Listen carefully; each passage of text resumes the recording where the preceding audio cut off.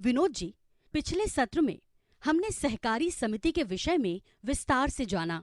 अब इस सत्र में हम किसान उत्पादक कंपनी के बारे में गहराई से समझने का प्रयास करेंगे। सरला जी, सहकारी समिति के बारे में मेरी समझ काफी बढ़ी है। क्या अब आप मुझे किसान उत्पादक कंपनी के बारे में भी विस्तार से समझा सकती हैं? विनोद जी, सहकारिता के सिद्धांतों को उत्पादक कंपनी में भी उसी तरह से अपनाया गया है ताकि सदस्यों के हित सदा सर्वोपरि रहें। चलो इस बारे में और विस्तार से बात करते हैं।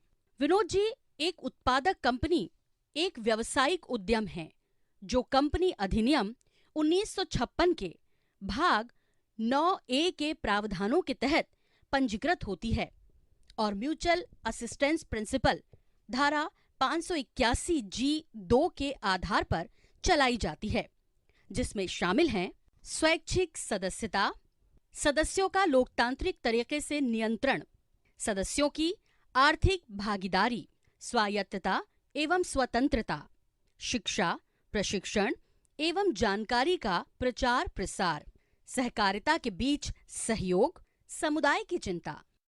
उत्पादक कंपनी के गठन को लेकर और खासकर इसके कार्यक्षेत्र को और व्यापक बनाने के उद्देश्य से 2013 के कंपनी अधिनियम में वर्ष 2020 में संशोधन किया गया है। इन नए प्रावधानों को आप संशोधित अधिनियम में देख सकते हैं। सरला जी, इसका मतलब है कि सहकारिता के मूलभूत सिद्धांतों पर ही किसान उत्पादक कंपनी का गठन किया जाता है। अब मुझे बताइए कि उत्पादक कंपनी कौन बना सकता है? उत्पादक कंपनी का गठन हो सकता है 10 या अधिक व्यक्तियों द्वारा जो कि प्राथमिक उत्पादन की गतिविधि में लगे हुए हैं, कोई भी 2 या अधिक उत्पादक संस्थान या कंपनियों द्वारा, अथवा 10 या अधिक व्यक्तियों और उत्पादक संस्थानों का एक संयोजन बनाकर। उत्पादक सहकारी समितियों को भी उत्पादक कंपनी में परिवर्तित किया जा सकता है। सरला जी, प्राथमिक उत्पाद, उत्पादक और उत्पादक संस्थाओं के बारे में बहुत चर्चा हुई। क्या आप बता सकती हैं कि एफपीसी के अंतर्गत हम प्राथमिक उत्पाद, उत्पादक और उत्पादक संस्थाओं को कैसे परिभाषित करते हैं? विनोद जी, हम इन्हें इस प्रकार से परिभाषित कर सकते हैं। प्राथमिक उत्पाद किसानों के उत्पाद जो कि कृषि, बागवानी, पशुपालन, मछली पालन आदि से प्राप्त होते हैं। उत्पादक कोई भी व्यक्ति जो किसी भी प्राथमिक उत्पाद के उत्पादन में लगा हुआ है। उत्पादक संस्था एक उत्पादक कंपनी या कोई अन्य संस्था जिसके अंतर्गत केवल उत्पादक या उत्पादक समूह या कंपनियां सदस्य होती हैं। सरला जी, मुझे इन महत्वपूर्ण शब्दावलियों के बारे में काफी समझने को मिला। क्या आप कृपया बता सकती हैं कि एफपीसी द्वारा किस तरह की गतिविधियां की जा सकती हैं? विनोद जी, सहकारी समिति की तरह ही एक उत्पादक कंपनी भी विभिन्न प्रकार की कृषि, व्यापार और सहायक गतिविधियों में शामिल हो सकती है, जिसमें मुख्यतः सम्मिलित है उत्पादन, कटाई, खरीद, ग्रेडिंग, पूलिंग, हैंडलिंग, मार्केटिंग या विपणन, सदस्यों के उत्पाद का निर्यात, सदस्यों के लाभ के लिए माल या सेवाओं का आयात, सदस्यों के उत्पादन, निर्माण, बिक्री या आपूर्ति, मशीनरी, उपभोग्य सामग्रियों आदि के उत्पादन की प्रक्रिया, सदस्यों के लिए शिक्षा और अन्य कल्याणकारी गतिविधियां प्रदान करना, भूमि और जल संसाधनों का पुनरुद्धार, उनका उपयोग, संरक्षण, विस्तार, गतिविधियां, ऋण, बीमा इत्यादि। सरला जी, इससे यह पता चलता है कि एक एफपीसी सदस्य किसानों के हित में कई प्रकार की गतिविधियां कर सकती है। यह सदस्यों के लिए बहुत उपयोगी है। अब क्या आप एफपीसी की प्रमुख विशेषताओं को बता सकती हैं?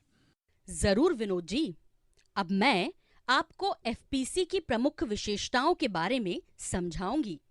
किसान उत्पादक कंपनी किसी भी अन्य निजी कंपनी के समान है।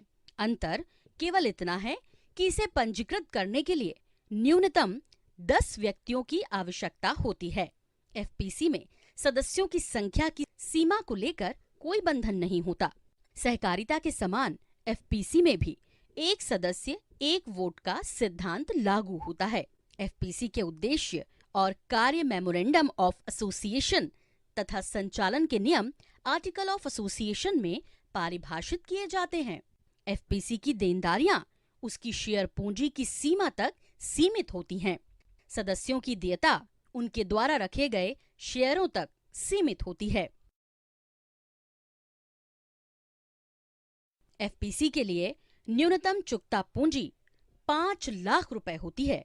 निजी लिमिटेड कंपनी के विपरीत एफपीसी में 50 से अधिक सदस्य हो सकते हैं। एफपीसी कभी भी पब्लिक लिमिटेड कंपनी या डीम्ड पब्लिक लिमिटेड कंपनी नहीं बन सकती है। सदस्यों की इक्विटी को सार्वजनिक रूप से खरीदा बेचा नहीं जा सकता है। इसे केवल दूसरे सदस्यों को हस्तांतरित किया जा सकता है।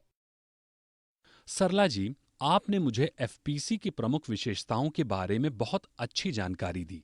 अब कृपया ये बताएं कि हमारे देश में एफपीसी के गठन के लिए किस किस प्रकार के तरीके अपनाए गए हैं।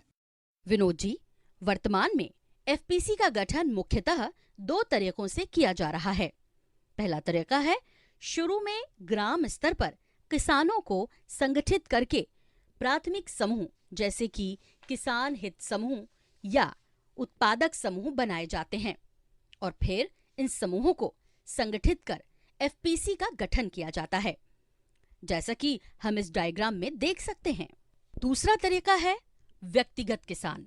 प्राथमिक समूहों का गठन किए बिना सीधे एफपीसी के सदस्य और अंशधारक बनकर उसका गठन करते हैं, जैसा कि हम इस डायग्राम में देख सकते हैं।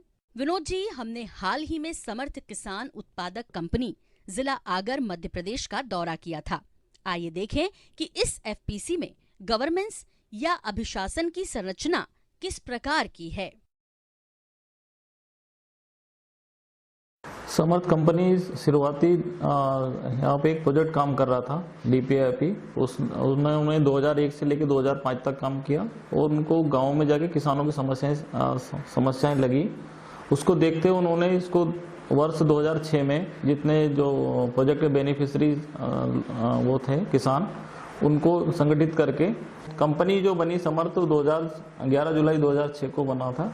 इसमें जितने भी जो सीआईजीज थे प्रोजेक्ट के, उनको जो बेनिफिशरी थे उनको शेयर होल्डर बनाया। अभी वर्तमान में 6552 किसान इसमें शेयर होल्डर हैं। कंपनी का मुख्य जो स्ट्रक्चर है उसमें जो अपन देखें तो बैकग्राउंड में वो शेयर होल्डर किसान हैं। उन्हीं में से जो सिलेक्टेड जो रहते हैं वो बोर्ड ऑफ डायरेक्टर्स आते हैं और हमारे यहाँ हमने सिस्टम बना रखा है। तो हमारे यहाँ 13 बोर्ड ऑफ डायरेक्टर हैं। और दूसरा ये कि जो उसके बाद में जो टीम होती है वो प्रोड्यूसर कंपनी की टीम होती है, जिसमें सीईओ और प्रोडक्शन मैनेजर, मार्केटिंग मैनेजर और फाइनेंस मैनेजर। उसके बाद में जो अगली जो कड़ी है, जो शेयर होल्डर और कंपनी के बीच में जो कड़ी जुड़ी हुई है वो है सर्विस प्रोवाइडर। उसका अहम रोल होता है कि वो जो किसानों की जो ज़रूरत है उनको कलेक्ट करते हैं और वो कंपनी तक पहुंचाते हैं और कंपनी की जो गतिविधियां हैं वो किसानों तक पहुंचाते हैं। तो वो 2-3 गांवों के बीच में एक सर्विस प्रोवाइडर है, जो करीबन 200-250 किसानों के बीच में एक सर्विस प्रोवाइडर रहता है। तो जो सारी चीज़ें तकनीकी कृषि की जो तकनीकी ज्ञान है, कंपनी के जो प्रोडक्ट हैं उनका प्रचार प्रसार वो सर्विस प्रोवाइडर के माध्यम से होता। और उनकी जो डिमांड होती है, क्या क्या उनको खरीदना है, दवाई खरीदना, कितना खरीदना, बीज कितना लेना है किसान शेयर होल्डर किसान को, वो सारी जो डिमांड है वो कलेक्ट करके कंपनी तक लाते हैं। सरला जी, इस वीडियो से काफी उपयोगी जानकारी मिली, लेकिन मैं आपसे अनुरोध करूंगा कि आप एफपीसी की अभिशासन संरचना और उसके काम करने के तरीके के बारे में थोड़ा और विस्तार से समझाइए। विनोद जी, इसे समझने के लिए हम एफपीसी के 3 प्रमुख स्तंभों और उनके अंतः संबंधों को समझने की कोशिश करते हैं। एफपीसी के 3 मुख्य स्तंभ होते हैं। पहला, प्राथमिक सदस्य या उनके समूह जो साधारण सभा का हिस्सा बनते हैं। दूसरा, निदेशक मंडल या बोर्ड ऑफ डायरेक्टर्स। और तीसरा, कार्यकारी निकाय जिसमें सीईओ और अन्य स्टाफ सदस्य सम्मिलित होते हैं, जैसे कि हम इस डायग्राम में देख रहे हैं। साधारण सभा या जनरल बॉडी। विनोद जी, प्राथमिक उत्पादक शुरू में ग्रामीण स्तर पर उत्पादक समूह पीजी या किसान हित समूह एफआईजी बनाते हैं।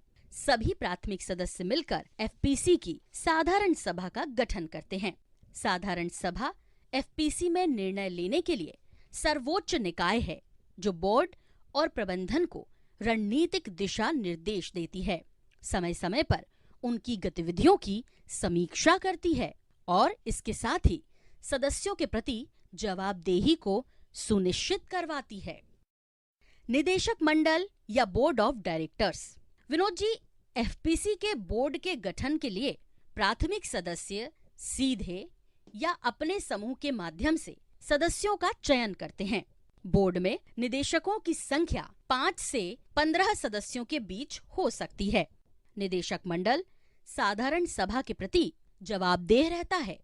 बोर्ड कार्यकारी निकाय को रणनीतिक मार्गदर्शन प्रदान करता है और उसकी गतिविधियों की नियमित रूप से निगरानी करता है। कार्यकारी निकाय या executive body. Vinod ji, FPC की दिन प्रतिदिन की गतिविधियों की योजना बनाने और उनका निष्पादन करने के लिए कार्यकारी निकाय बनाया जाता है, जिसका गठन एक मुख्य कार्यकारी अधिकारी यानी सीईओ और अन्य सदस्यों की नियुक्ति करके किया जाता है। एफपीसी की कृषि व्यवसाय से संबंधित गतिविधियों के विस्तार के साथ बोर्ड के अंतर्गत कुछ कार्यात्मक समितियां जैसे उत्पादन समिति, प्रसंस्करण समिति, मार्केटिंग समिति आदि का गठन भी किया जा सकता है। इन समितियों का गठन 1 या 2 निदेशक के नेतृत्व में किया जाता है, ताकि कुछ विशिष्ट कार्यों के लिए त्वरित निर्णय लिए जा सकें। विनोद जी, निदेशक मंडल और कार्यकारी निकाय दोनों ही साधारण सभा से उनकी सभी गतिविधियों के लिए दिशा निर्देश और अनुमोदन प्राप्त करते हैं। साधारण सभा सभी सदस्य किसानों को एफपीसी के निर्णय लेने की प्रक्रिया में भाग लेने के लिए एक मंच प्रदान करती है। इस प्रकार सभी 3 महत्वपूर्ण स्तंभों जैसे कि साधारण सभा, निदेशक मंडल और कार्यकारी निकाय एक दूसरे पर निर्भर रहते हैं और एफपीसी के लक्ष्यों को प्राप्त करने के लिए संयुक्त रूप से प्रयास करते हैं। विनोद जी, क्या आप इस सत्र में मिली सीख को संक्षेप में दोहरा सकते हैं? जी बिल्कुल सरला जी, इस सत्र में जो सीखने को मिला वह बहुत ही ज्ञानवर्धक है। मैं यह जान सका हूं कि उत्पादक कंपनी या एफपीसी सहकारिता और कंपनी का एक मिला जुला रूप है। यह कृषकों को विभिन्न चुनौतियों से निपटने और कृषि मूल्य श्रृंखला में उन्हें प्रभावी भागीदार बनाने के लिए एक अनूठी इकाई बनाता है। एफपीसी के बेहतर कामकाज के लिए 3 महत्वपूर्ण स्तंभों साधारण सभा, निदेशक मंडल और कार्यकारी निकाय के बीच उचित समन्वय जरूरी है।